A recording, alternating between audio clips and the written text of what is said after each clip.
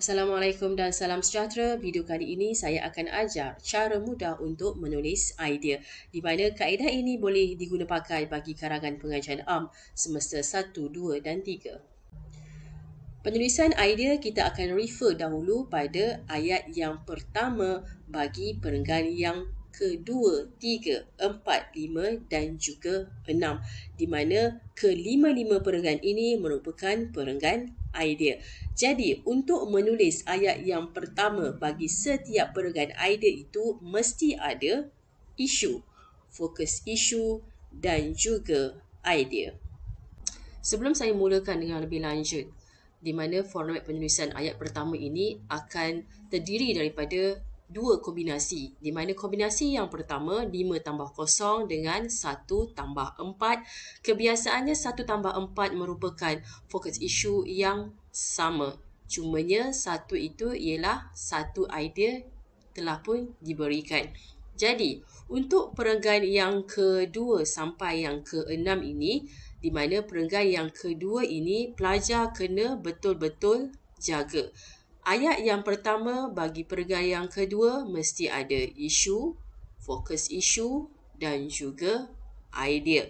Sekiranya ayat yang pertama bagi perenggan yang kedua ini lengkap atau awak jaga betul-betul, maka ia akan membawa kepada perenggan-perenggan yang seterusnya. Kombinasi 5 tambah 0 atau 1 tambah 4 bagi perenggan yang ketiga, 4, 5 dan juga 6. Sekiranya perenggan yang kedua tadi, ayat yang pertama sudah pun lengkap, untuk perenggan yang ketiga dan seterusnya, bagi ayat yang pertama setiap perenggan tersebut, kita boleh terus tulis fokus isu, tambah idea atau idea sahaja sudah memadai. Sebabnya ayat yang pertama bagi perenggan yang kedua telah pun lengkap.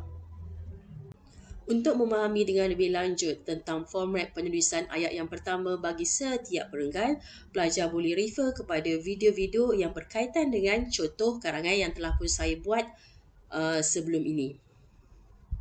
Kita lihat pula kombinasi 2 tambah 3 atau 3 tambah 2, di mana ayat yang pertama bagi setiap fokus isu perlulah dijaga.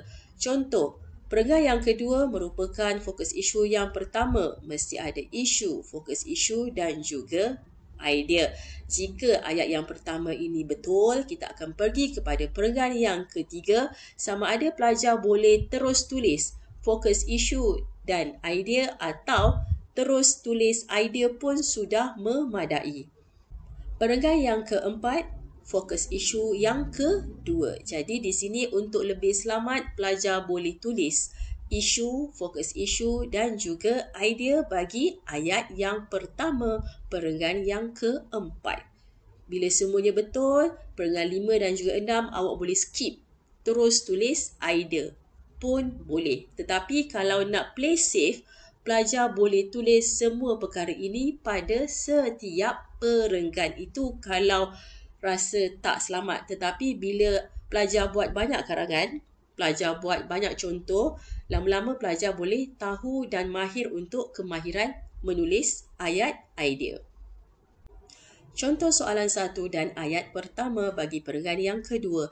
Ini merupakan kombinasi 5 tambah 0 atau 1 tambah 4. Berdasarkan kepada soalan ini ialah 5 tambah 0. Kenal pasti fokus isu iaitu kesukaran, isunya banjir dan idea sistem perhubungan terputus. Sebagai nota kepada para pelajar yang baru mengenali penulisan karangan bagi STPM, pelajar boleh ambil ayat yang ada di dalam soalan ini untuk ditulis pada ayat yang pertama supaya pelajar tidak lari daripada skema STPM. Contoh soalan 2 dan ayat pertama. Ini merupakan kombinasi 2 tambah 3 atau 3 tambah 2, di mana pada ayat yang pertama bagi fokus isu yang pertama iaitu kepentingan pernyataan rukun negara kepada warga negara Malaysia ialah memantapkan jati diri. Ini ialah idea bagi fokus isu yang pertama. Ayat yang pertama bagi fokus isu yang kedua pula.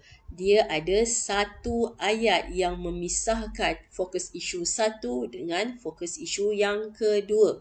Contoh di sini.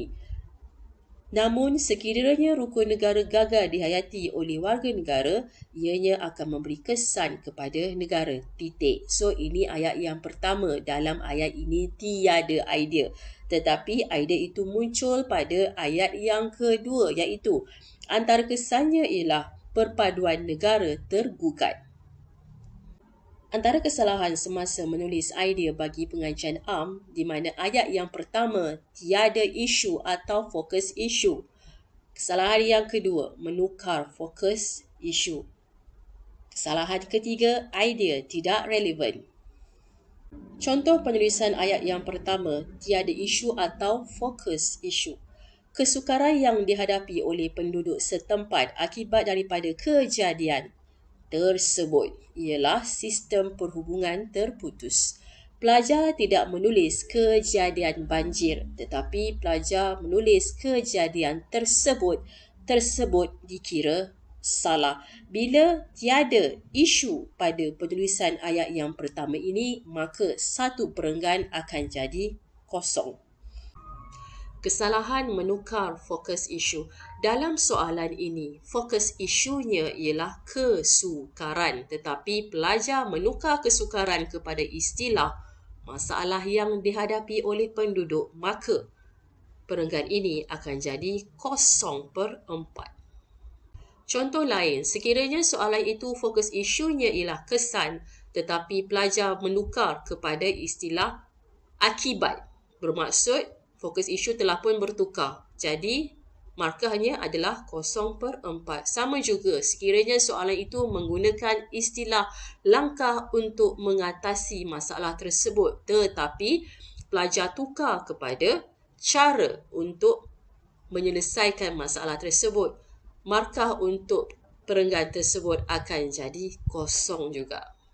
Pendek kata, jangan tukar fokus isu yang telah diberikan. Kesalahan yang ketiga ialah idea tidak relevan. Sebagai contoh, di sini ialah sistem terputus. Sistem apa yang terputus? Jadi pelajar perlu spesifikkan sistem perhubungan terputus. Kalau jawapan ini hanya sistem terputus sahaja, maka idea dia jadi salah. Bermaksud, perenggan ini akan jadi 0/4. Secara kesimpulannya, ayat yang pertama ini pelajar perlu jaga betul-betul kerana ayat yang pertama bagi setiap perenggan diistilahkan atau disifatkan sebagai kepala bagi setiap perenggan. Kalau kepala tak ada, bermaksud satu perenggan akan mati. Dia akan jadi 0/4. Jadi, penulisan idea bagi ayat yang pertama ini adalah satu kesalahan yang besar dalam karangan pengajian am. Sekian sahaja perkongsian saya untuk kali ini. Kita jumpa lagi untuk video yang seterusnya. Terima kasih.